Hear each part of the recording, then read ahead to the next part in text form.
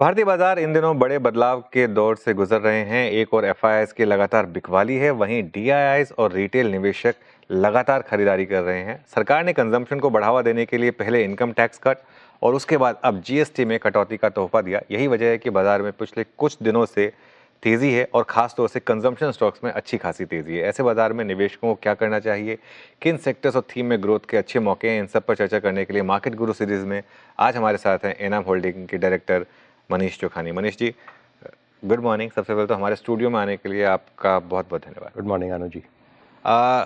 बहुत सारे टॉपिक्स हैं आपसे बात करने के लिए, ग्लोबल, लोकल, लेकिन एक ऐसी चीज़ से शुरुआत करते हैं जो वर्ल्ड वाइड हेडलाइन बनी इस हफ्ते। लैरी एलिसन वर्ल्ड के सबसे रिचेस्ट इंसान बने। एक दिन में उनकी वेल्थ $100 बिलियन बढ़ी, मतलब 8.5 लाख करोड़।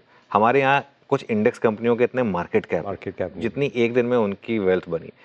एनवीडिया, एप्पल, ये अमेरिकन टेक सेक्टर में सबसे पहले तो हो क्या रहा है और उससे हम क्या सीख ले सकते हैं? सो अनु जी, ये जो 6 कंपनियां हैं अमेरिका की, Apple, Microsoft, Nvidia, alphabet, Facebook और अमेज़ॉन, ये मिला के करीब $600 बिलियन कमाएंगे अगले साल। $600 बिलियन। एंड सारे हिंदुस्तान को अगर गिन ले, 5 ट्रिलियन की मार्केट कैप है, 20 का समझिए पी है, तो 250 बिलियन सारे हिंदुस्तान की कमाई है। तो ये एक ही चीज़ दर्शाता है कि जो टेक्नोलॉजी से कमाई हो सकती है कि आप लीनियर आदमी जोड़ के या फैक्ट्री में मशीन जोड़ के कब तक कमाते रहोगे। तो आपको, जो मैं बहुत सालों से कह रहा हूँ, कि आपको आईपी, टेक्नोलॉजी और ब्रांड अपने डेवलप करने ही पड़ेंगे। और जैसे हर देश जब प्रोग्रेस करता है, जब जापान की राइज़ हुई तो आपने देखे जापानीज़ प्रोडक्ट आए, फिर जब कोरिया की राइज़ हुई तो कोरियन प्रोडक्ट आए, फिर अब जब चाइना की राइज़ हुई तो चाइनीज़ प्रोडक्ट आए। तो अब ये, जैसे कहते हैं, ball is in court of Indian business, कि इसमें अब आप ध्यान दें। क्योंकि बहुत साल हमने जो आर्बिट्राज था कि दूसरे का माल लेके यहाँ मैंने बेचा एजेंसी बना के, या एमएनसी यहाँ पे आके माल बेचते थे, या हम उनके सॉफ्टवेयर बनाते रहते थे, कोडिंग करते थे, उनके जेनेरिक प्रोडक्ट लेके हम बनाते रहते थे फार्मास्यूटिकल में, वो गेम अब हो गया है।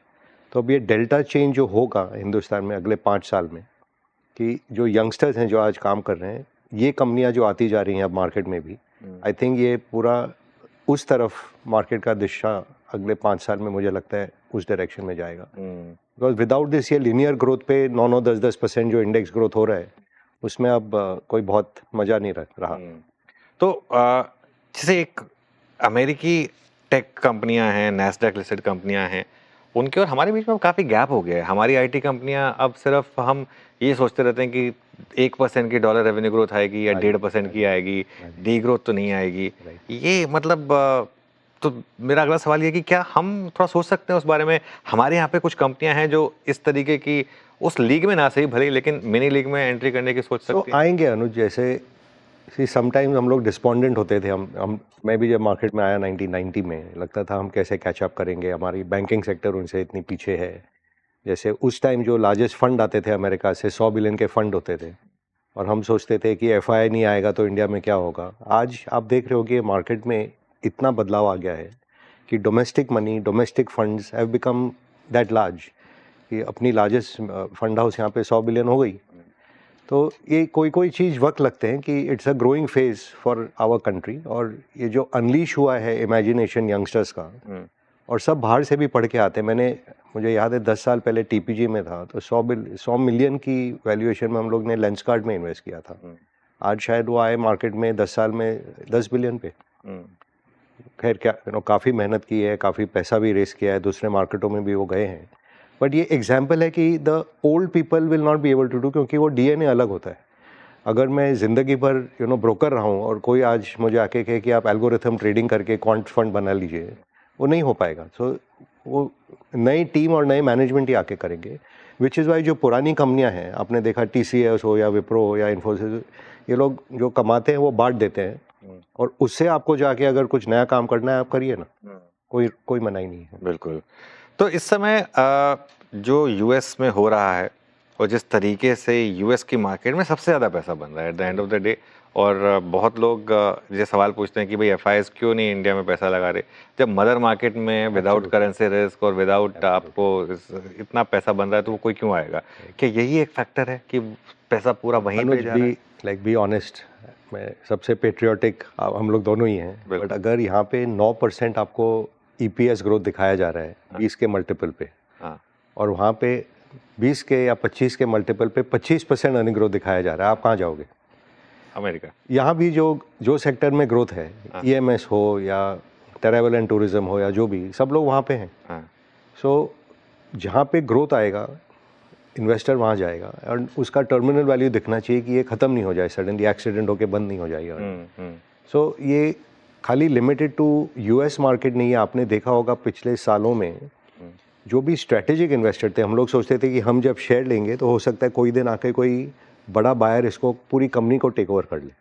आज रिवर्स हो रहा है कि जनरल इलेक्ट्रिक या वर्लपूल आके अपने पूरी की पूरी कंपनी बेच रहे हैं हिंदुस्तान में। हम लोग भी जैसे भारतीय telecom is doing very very well. अब सिंगापुर टेलीकॉम, उसका जो मालिक है वो आके शेयर बेच रहा है। सुनील जी खुद जाके ब्रिटिश टेलीकॉम को टेक ओवर कर चुके हैं, तो वो भी यहाँ पे शेयर बेच रहे हैं। और पर हम लोग यहाँ पे खरीदते जा रहे हैं। कोरिया से आप देख रहे हैं कि उनके मार्केट में मल्टीपल नहीं मिलता है, तो उनकी ऑटो कंपनी आके यहाँ पे अब इलेक्ट्रॉनिक्स कंपनी शायद आ जाए उनकी। तो जो स्ट्रैटेजिक इन्वेस्टर है वो बेच रहे हैं। अब जो प्राइवेट इक्विटी है उनको बेस्ट एग्जिट मिल रहा है इंडिया में। तो इसमें बचा कौन की, मैं कभी इंडियन प्रमोटर, खैर उनकी भी होल्डिंग आपने देखी होगी 5-6% कम हो गई है, क्योंकि मार्केट खैर 10-15 सालों में डेफिनेटली बढ़ेगा। बट ये जो फेज़ है कि एवरीथिंग इज़ ऑप्टिमिस्टिक, हर मल्टीपल ऊंचा है, cyclically it is a time where lot of what I call smart money has been encashing. बिल्कुल बिल्कुल। और इसमें एक जो मेन बचे थे वॉज गवर्नमेंट ऑफ इंडिया। हम सोचते थे कि ये क्यों नहीं बेच रहे हैं, प्राइवेटाइजेशन क्यों नहीं कर रहे हैं। वो भी फाइनेंस मिनिस्टर ने अब अंदेशा दे दिया है कि जीएसटी और आईटी और कॉर्पोरेट टैक्स कट के बाद अब revenue mobilisation will happen through privatisation, and उसमें they may not do the strategic sectors which they should not. But जैसे अब आज आपके पास मेटल में जैसे तेजी है, अब नाल्को, सेल, एनएमडीसी क्यों ना बेचा जाए? बिल्कुल। हम लोग इतने सालों से बात करते हैं, इतना सारे पब्लिक सेक्टर बैंकों की ज़रूरत है क्या? उनको मर्ज करके उनको भी शायद बड़ा बनाया जाए, तो टेक्नोलॉजी स्पेंड उनमें भी हो पाए। तो ये क्या ग्रोइंग पीरियड है इकोनॉमी की, हम ऐसे देखते हैं। हम तो यहीं हैं, 20 साल और यहीं इन्वेस्ट करना है, 20 साल में यहाँ से और 10 गुना होगा मार्केट। तो कभी कभी फेज होते हैं कि मार्केट एक्सपेंसिव रहेगा, होपफुली साइडवेज जाए थोड़ा, और थोड़े बहुत जो साइड मार्केट में पैसे बनते हैं उसको बनाते रहें। नहीं, बिल्कुल, ये जो बात आपने कही मैं इससे एकदम सहमत हूँ। और इसमें आपने अगर नोटिस किया हो, एक समय आया था जब वर्लपूल के प्रमोटर सीएनबीसी हमारे ग्लोबल चैनल पे गए थे। उन्होंने कहा था कि हम बेच रहे हैं क्योंकि इंडिया बहुत, हमारी जो इंडियन एंटिटी है वो बहुत महंगी हो गई है। और जिस रेट पे उन्होंने बेचा वो स्टॉक वहाँ से डबल हो गया। तो यहाँ इन्वेस्टर ने कहा नहीं, आपको नहीं पता आपकी कंपनी की वैल्यू, हम ज़्यादा आपको बताएंगे। लेकिन वो चेंज हुआ है पिछले 6 महीने में थोड़ा सा। अब एटलीस्ट एक सैंक्टिटी आ रही है, ब्लॉक डील के बाद स्टॉक नहीं चलते हैं, थोड़ा सा कंसोलिडेट करते हैं। पहले तो जहाँ ब्लॉक में प्रमोटर या पी बेचता था वहाँ से स्टॉक 20% भागता था। जहाँ लिक्विडिटी मिलती है वहाँ तेजी होती है। It's like that. तो मेरे गुरु थे जो, well he still there, Marc Faber, very legendary Swiss investor. वो कहते थे beginning of the bull market में the promoter has the vision and the investor has the money. By the end of the bull market, the promoter has taken the money and the investor has the vision. So जो आप कह रहे हैं is actually reflecting that. But ऐसा भी नहीं है कि ये बबल हो गया ये मार्केट। मेरा ये मानना भी है कि India is the last big growth market in the world. तो ऐसा भी नहीं है कि आज जो भाव हैं वो कभी आगे में दिखेंगे नहीं। बट डेफिनेटली 1-2 साल अगर ये मार्केट थोड़ा sideways already has gone last year, थोड़ा और एक बार इसको डाइजेस्ट करके अर्निंग ग्रोथ जब आए उसके बाद चढ़ना चालू हो, तब it is better for the long term health of the market. अच्छा, एक और चीज़ इस महीने हुई, जो डीआईआई की बाइंग ऑलरेडी, अभी तो सितंबर ख़त्म भी नहीं हुआ है, ऑलरेडी रिकॉर्ड हाई पे पहुंच चुकी है। और एफआईआई की जो होल्डिंग है वो 2012 के बाद के सबसे कम लेवल पर है। तो इसको आप कैसे देख रहे हैं? एक तरफ तो हम अब ऑब्वियसली एफआई फ्लोज पर जो मार्केट एक समय पे 20% गिर जाता था, एटलीस्ट उससे हम बाहर आ गए। लेकिन एट द सेम टाइम क्या हमें वो वापस एफआई फ्लोज मिलेंगे? और दूसरा ये जो डीआई है, जो डोमेस्टिक बाइंग है, क्या यही अब बस मार्केट को पावर ऑन करेगी यहाँ से भी? So I mean nobody has the answer, that is only God can tell you. But see एक चीज़ है डेफिनेटली कि आज जो इंडियन इन्वेस्टर है, हम लोग 25-30 साल से जो कहते थे कि allocation to equity is very low, कि आप बैंक में 5% पे पैसा रख के आप अमीर नहीं होंगे, और 27-28 साल की एवरेज एज है हिंदुस्तान में, तो थोड़ा रिस्क कैपिटल डालना ही चाहिए। And you have ability to absorb, specially कि लॉन्ग टर्म ट्रेंड अगर ऊपर है देश का एंड बिजनेसेस का, एंड बिजनेस के रिटर्न 15% रफली आते हैं, तो अगर आपने एक साइकिल में शायद गलत भी खरीद लिया, अगर आप पूरे अगले साइकिल तक उस पीरियड तक वेट कर पाओ तो वो 15% तो आपको मिल जाएगा। आपने बहुत ऊंचे में बबल में ले लिया और फिर एकदम नाडर में जाके आप बोलो कि ये देखिए पैसे नहीं बनते मार्केट में, तो साइक्लिकली आप रॉन्ग होंगे। अब आज का जो वातावरण है वो ऐसा तो है नहीं कि पेसिमिज्म है, ऑप्टिमिस्टिक मार्केट है। अब बीच में हो सकता है कभी पेसिमिज्म आए, कोई डाउनटर्न आए, उस टाइम अगर आप डर के आप निकल गए मार्केट से तो आपको लगेगा मेरा नुकसान हो गया। बट यही साइकिल नीचे जाके जब वापस ऊपर आता है, लेट्स से 4 साल 5 साल का जो साइकिल चलता है, उस पर आप अगर वापस होल्ड कर लीजिए तो आपका 15% बन जाएगा। In between you might see hiccups over here और यू मे सी पीरियड की कोई रिटर्न नहीं बन रहा है। सो वो दृश्य से अगर देखें तो इज़ बेटर कि Indians have started taking ownership. क्योंकि अगर मैं 20 साल की बात करूं, जो कि यंग इंडियन आज 27 से, माने ही will come to your age by then 45-47, it is your golden period to make money. बिल्कुल। और एवरेज में ये मार्केट 5 साल में डबल होता है, तो 4 गुना होगा 10 साल में, तो 20 साल में 16 गुना होना चाहिए। नहीं भी हुआ तो 10 गुना हो जाए। That means 10 Guna from today means 90% तो आपका वेल्थ अगले 20 साल में बनना है। तो आज मैं ले लिया और मैं रह गया, ऐसा तो है नहीं। सेम वे जब मैं भी आया मार्केट में, राकेश जी और निमेश भाई और सब मेरे से आगे थे 10 साल, रामदेव जी सब 10 साल बड़े मेरे से। मैं भी सोचता था यार ये लोग तो कमा लिया, अपना कब वक्त आएगा। बट मैं भी अब 35 साल हो गए और बिना जाने बिना कुछ गलत काम किए आप एवरेज काम भी करते रहो, बहुत पैसे बनते हैं हिंदुस्तान में, because we are in the right country. और अपना वक्त है कि वेस्ट में यूएस के ये 5-7 कंपनी छोड़ दीजिए, अगर आप यूरोप में पैदा हुए तो आपका सारा ग्रोथ 100 साल पहले हुआ था। आप जापान में थे, आपका ग्रोथ बैकग्राउंड में है। आप इस रीजन में पैदा होते तो जान की हामी है कि अब आप पाकिस्तान में, तो एटलीस्ट यू आर ब्लेस्ड, आप हिंदुस्तान में पैदा हुए हो। Worry not, we have a good great leader, I would say country is doing very well.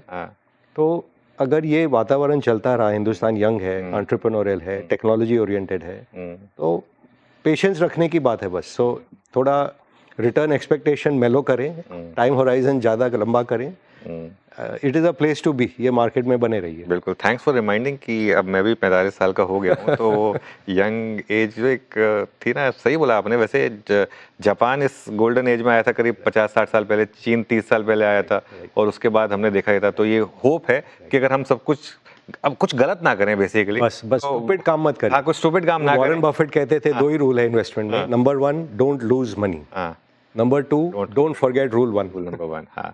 चलिए, अच्छा अब बात करते हैं इस मार्केट में जो पिछले 1 महीने का सबसे बड़ा क्यों रहा है। मार्केट एक फंक में था, चलने को तैयार नहीं था।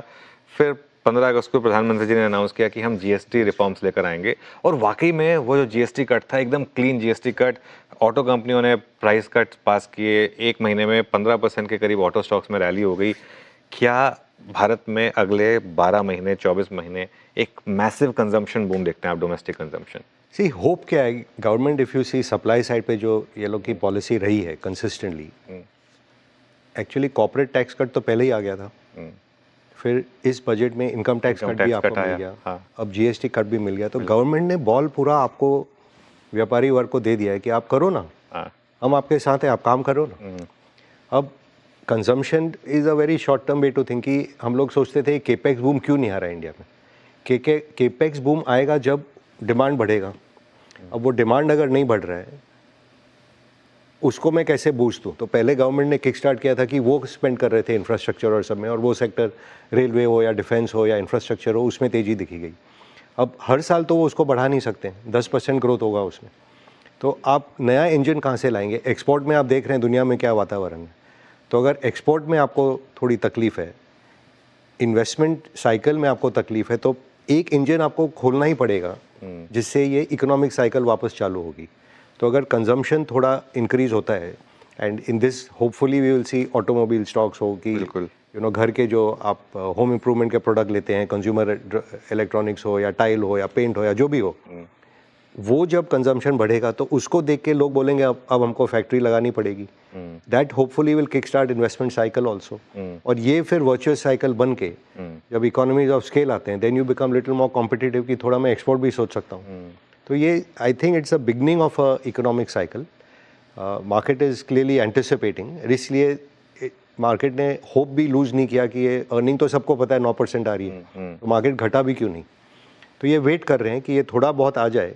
और इसमें आपको दो साइन फाइनली दिखेंगे, Larsen and Toubro which is the leader in capex, and this side you will see in banking. Because अगर क्रेडिट साइकिल रिवाइव नहीं हुआ दैट मीन्स एक्सपेंडिचर नहीं हो रहा है. सो ये खाली एक सेक्टर आज का मत सोचिए, आगे के 12-15 महीने में क्या होगा आप वो भी थोड़ा सोचिए. तो क्या कंजम्पशन को आप मतलब आप कह रहे हैं कि better way to play it is via financials? Eventually see financials is the beta of the market की everything converges there. Capex boom होगा तो उनके थ्रू जाना पड़ेगा, कंजम्पशन बूम होगा तो उनके थ्रू जाना पड़ेगा.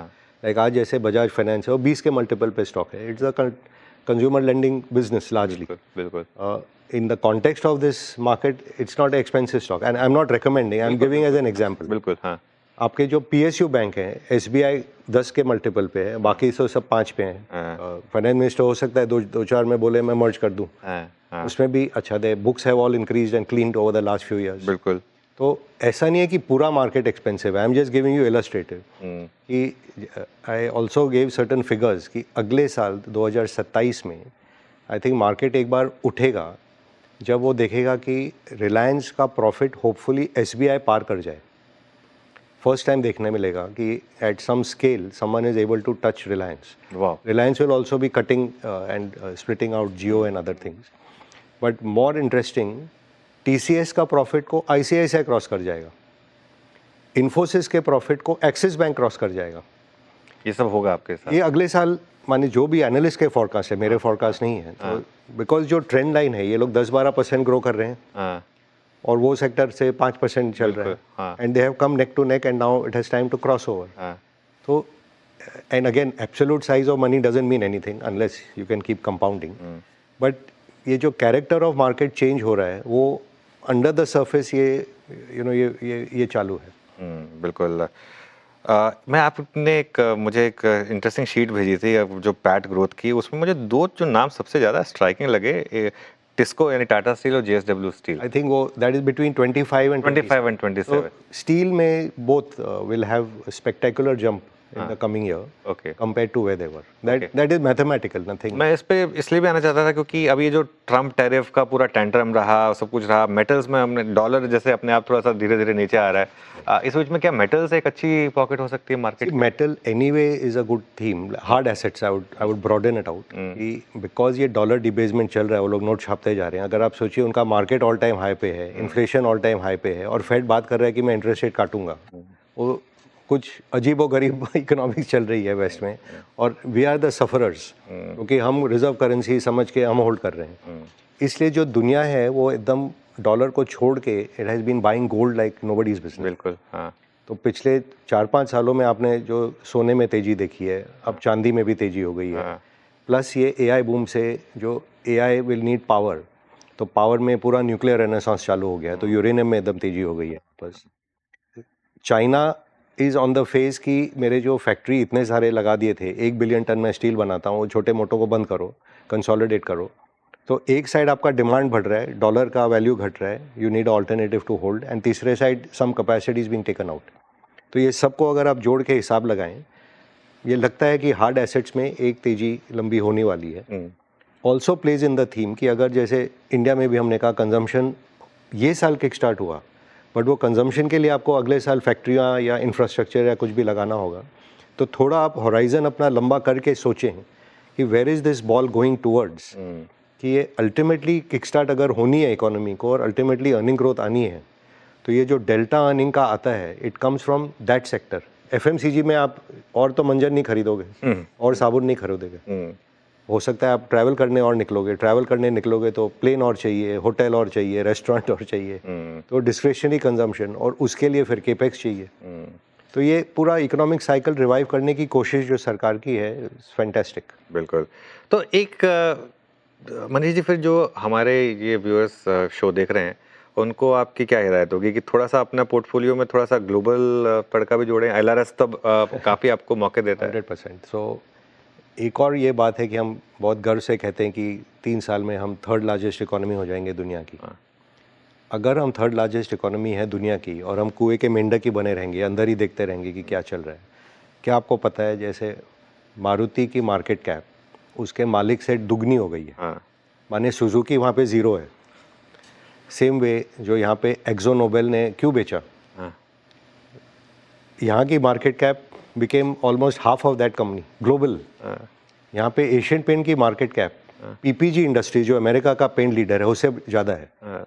तो ऐसे एनोमली हैं दुनिया में, अगर आप वो नहीं देखोगे तो you will also not reach a conclusion कि यहाँ का भाव ठीक नहीं है। हाँ। और रिवर्स भी होगा हाँ। कि जैसे यूएस में जिसने भी एलआरएस में शेयर लिए, कोई भी होगा उसके पास अमेजोन, गूगल, एप्पल कुछ ना कुछ जरूर होगा बिल्कुल पोर्टफोलियो। बिल्कुल। हाँ। और जो रिटर्न उसमें आए हैं, I can not next level. हाँ। Explain to you what kind of returns have come over there. हाँ। वो भी आप छोड़िए, अपना कोई बहुत प्यारा देश नहीं है पर चाइना मार्केट इतना दबा हुआ था। पिछले दिवाली में यहीं था and I was talking with Prashant and उनको दिखाया मैंने शीट की ये माने फोकट में मिल रहे हैं। हाँ।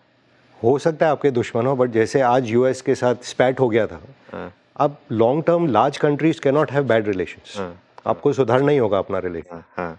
तो अगर आप 3 महीना 6 महीना 9 महीना निकल जाए इसमें, यहाँ पे क्या होने वाला है आप देखो। और आप देख लीजिए today China is the leader in lot of the technologies of the world. उनके कंजम्पशन बूम में आप सोचो क्या क्या शेयर है वहाँ पे। सो ये दुनिया का अवेयरनेस होने से it will make you a better investor here also. बिल्कुल। नहीं तो कुएं के मेंढक रह जाएंगे। कुएं के मेंढक मत और ये बनिए। 5-6 साल में रुपया को कन्वर्टेबल करना ही पड़ेगा। हाँ।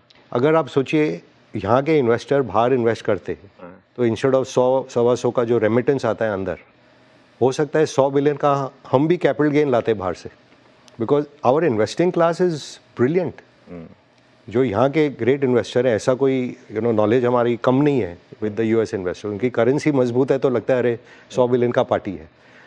आप सोचो अगर आपने छोड़ दिया होता राकेश झुनझुनवाला को, चलो आप भी यूएस में शेयर खरीदो, चाइना में खरीदो, do you imagine what he would have made और कितना पैसा आता वापस। 100%। तो ये मौका भी मिलना चाहिए अपने देश को। हाँ, बिल्कुल।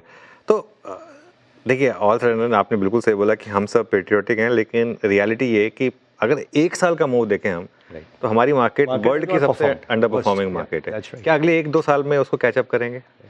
सो इंडेक्स में आई टेल यू प्रॉब्लम है कि आपका 30% is financials, almost 25-30% is IT. Financials 10-15% से ग्रोथ ज़्यादा हो नहीं सकती है in the largely in the banks. Few of them will break out but not all of them. तो उसमें भी आपको चूज ही होके bank, because the real fun is in capital market side of the market. Then जो IT है उसमें अगर आपको यहाँ से डी रेटिंग हो रहा है कि ये मल्टीपल 20 का, क्या 5 साल बाद मल्टीपल रहेगा 20 का? क्योंकि आप देखोगे अगर मुझे 15% ग्रोथ की स्टॉक 10 में मिल रही है लाइक इन बैंक्स, और 5% ग्रोथ की स्टॉक 20 पी में मिल रही है, तो मैं यहाँ क्यों रहूँ? तो ये चेंज ओवर होगा। जो एफएमसीजी टाइप हैं, जो आप कंजम्पशन बूम कह रहे हो, उसमें स्लो माने 40, 50, 60 मल्टीपल चल रहे हैं, 5-10% ग्रोथ है। रिलायंस में अब ये जब स्प्लिट होगा कि जियो का इशू आएगा, होल्ड को डिस्काउंट हो सकता है वहाँ पे खुल जाए। सो इंडेक्स इटसेल्फ में हैव सर्टेन प्रॉब्लम। प्लस जो नए आ रहे हैं, जोमेटो आप डाल रहे हो एट सच हाई मल्टीपल्स कि it doesn't give you the room for index to perform. So next 50 may be the more interesting place. और जैसे ये मिड कैप में चल ही रहा है, तो ये जो कॉम्पोजिशन होगा, I think of the market has to change and index composition 3-5 साल में बदलेगा काफ़ी। ओके। तो आपके हिसाब से ज़्यादा न्यू एज कंपनियाँ आएंगे इंडेक्स में? फिर काफ़ी आएंगी। ये साल भी ऑलरेडी आई थिंक अभी भी एक अर्बन कंपनी शायद आ रही है। तो ये आप देखिए कि पिछले 10 साल में इंडिया ने क्या किया। We were able to organize large amounts of people. क्या ओला ने या ओयो रूम्स ने या अर्बन कंपनी ने या इवन लेंसकार्ट और even for that matter IndiGo हुआ या ईएमएस में भी ultimately are putting 50,000 people to put things together. तो by just putting this kind of labour force to work and organising it at scale like Zomato is doing their deliveries, it is an organization of large amount of labor force. This is a जैसे 90s में इन्फोसिस और सबने क्या लाखों लोगों को लगाया था काम पे at the white collar level. This became almost like blue collar getting organized. अब इसको आप टेक्नोलॉजी के साथ अगले 5 साल में गेम करके, because money is not made with 50,000 people, money is made when a 50% company makes 50,000। सो ये टाइप की जब कंपनियां आएंगी और ये सब कंपनियां होपफुली मार्केट में आए और इंडेक्स में आए, then you will start seeing the real fund. Okay, चलिए होप करेंगे कि ये हो जल्दी। मनीष जी बहुत बहुत शुक्रिया आज हमारे साथ जुड़ने के लिए, मज़ा आया एज ऑलवेज आपसे बात करके। मार्केट गुरु के इस स्पेशल एपिसोड में इतना ही। आप जो